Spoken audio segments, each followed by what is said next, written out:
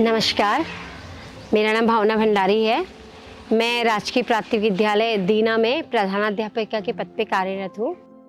आनंदम हमारे लिए बहुत ज़रूरी है और एक बहुत बड़ी उम्मीद की किरण है, क्योंकि जब मैं पहले स्टार्टिंग में भी आई थी ना, तो मुझे इससे बहुत उम्मीद दिखी थी और धीरे धीरे अभी 1 साल लगभग हमें करते हुए हो गया है और उससे हमारे स्कूल में ना स्वयं में खुद बहुत ज़्यादा बदलाव आ रहा है। और मैंने आनंदम को बहुत निकट से देखा, तो इसका सबसे ज्यादा फायदा बच्चों के साथ मुझे हुआ। मेरी बच्चों के साथ बहुत अच्छी बॉन्डिंग हो गई। आनंदम की कक्षा की शुरुआत माइंडफुल चेक इन से की जाती है और माइंडफुल चेक इन करने के लिए बच्चे सहज भाव से बैठकर अपनी आती जाती सांसों पर ध्यान देते हैं। इस ध्यान देने की प्रक्रिया का सबसे मुख्य फायदा ये है कि इससे बच्चे का ध्यान कंसंट्रेट रहता है, उसे किसी भी काम को करने में परेशानी फील नहीं होती है।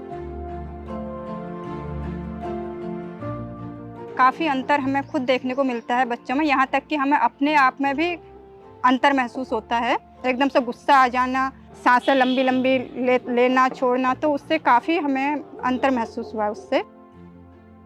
मंगलवार को कहानी होता है और बुधवार को भी कहानी। जब से मैंने रोहन का बगीचा सुना से मैं पेड़ पौधे लगाता हूँ।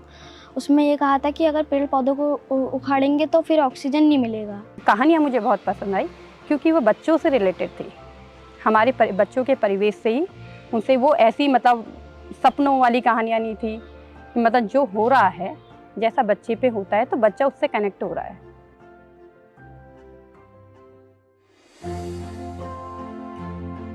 पहले मैं जैसे घर जाती थी स्कूल से तो मैं अपना बैग यहीं फेंक देती, किताबें जूते अपनी जगह पे ही रखती थी। पर जब से आनंदम में मैंने ये वाली कहानी सुनी है, तब से मैं अपनी सारा सामान अपनी जगह पे रखती हूँ, मम्मी के कहने से पहले। जैसे एक मिरर वाली हमने गतिविधि करी थी, एक बच्चा शीशा बन रहा है, एक बच्चा वो कर रहा है।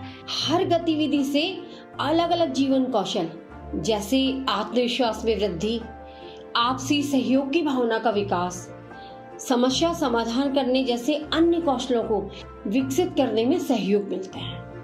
थी मैंने अपने घर में भी करी इसको गतिविधि मम्मी के साथ, तो मम्मी बोली थी, मुझे भी बहुत अच्छा लगा।